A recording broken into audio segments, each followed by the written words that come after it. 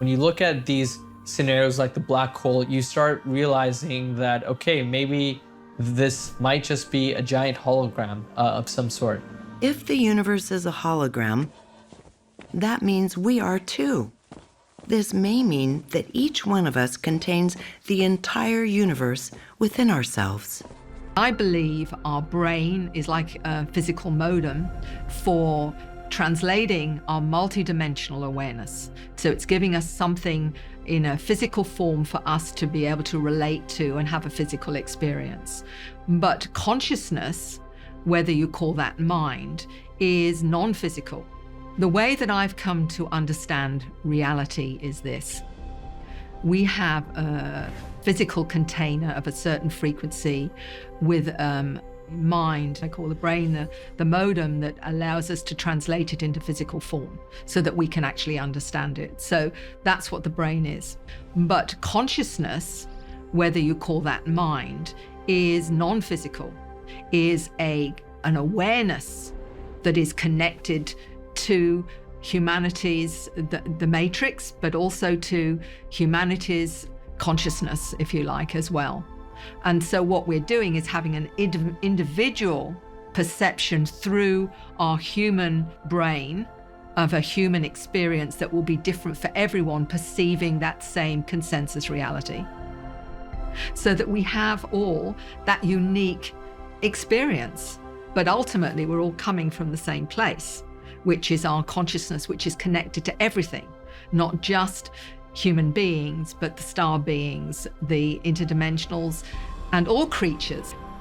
Just because we see it as solid doesn't mean it isn't conscious. It just means that we are not aware of its consciousness.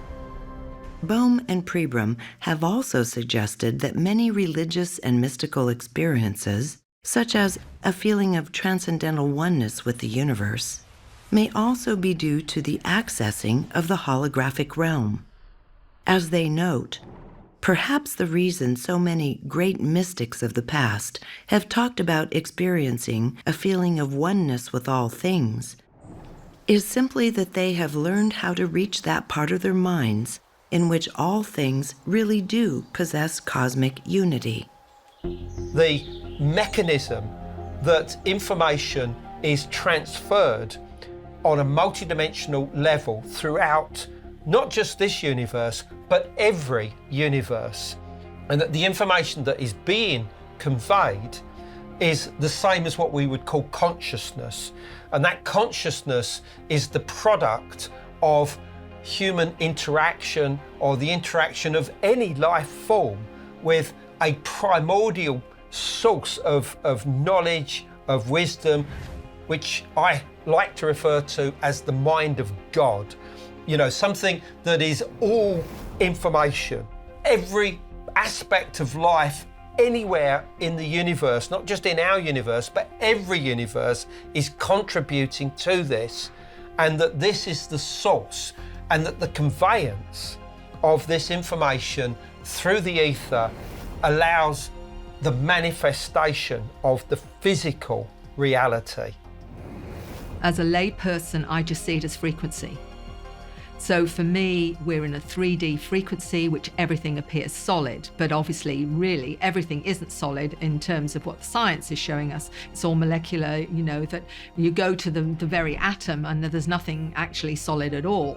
So it's only because we are perceiving it as solid simply because we're the same frequency as whatever it is around us. But if we could, that's why we can't see spirits. Or at least some of us can't see spirits because they're a different frequency, and extraterrestrials are a different frequency. So as we expand in our consciousness and awareness, the more we can see those other realities and frequencies. The theory that reality, as we consciously experience it, is actually a hologram goes back to many ancient cultures around the world who believed that we exist in a dream or illusion.